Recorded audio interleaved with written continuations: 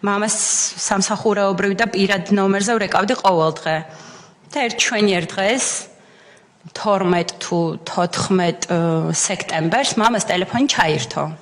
აი როგორია რომ ვრეკავდა SMS-ი მომდის რომ ნომერი რომელსაც თქვენ უკავშირდებოდით ხელმისაწვდომია და აქ ისევ რაღაცა იმედი ჩაგვესახა რომ აი ვიღაცა რაღაცას ითხოვს ან გამოსასყიდს ან რაღაცას ნუ წერდით ყველა ენაზე ქართულად, მეგრულად, რუსულად, ინგლისურად რომ აი გთხოვთ, ოღონდ რამე მოითხოვეთ, ოღონდ რამე გაგვაგებინეთ რომ ეს ადამიანი ცოცხალია და ნუ ეგრევე შევატყობინეთ პოლიციას რომ ესე ტელეფონი ჩაირთო.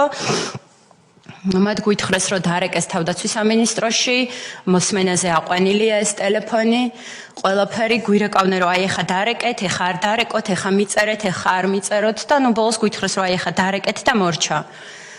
მეორე დღეს გვითხრეს რომ ანძამ დააფიქსირა რომ გალში იყო ეს ფიქსირებული ეს ტელეფონი და სამწუხაროდ როცა უკვე თავრობა შეიცვალა, გამოძიების კვალს დავადექით, გავიგეთ ყველაფერი, ვკითხულობ ერთ ჩვენებაში, რომ სამმართველოს პოლიციის უფროსის მოადგილეს, ქონდა მამას ყველა ტელეფონი შედებული თავის კაბინეტში, თავის უჯრაში და რაღაცის გამოტანის დროს შემთხვევით მოუხდა ტელეფონზე ხელი და ჩართო.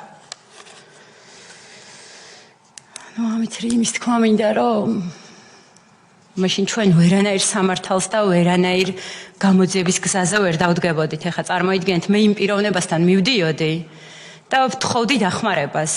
ვთხოვდი, რომ რაღაცა ინფორმაცია ჩვენამდე მოეტანა, რაღაცა გზაზე დავეყენებინეთ და ბოლოს გებულობ, რომ ეს ადამიანი იჯდა კატერზე და უყურებდა, როგორ მოყლა რომან შამათავამ სადისტურად მამაჩემი გამოაბა ბეტონის ფილა და გადააგდო ზღვაში.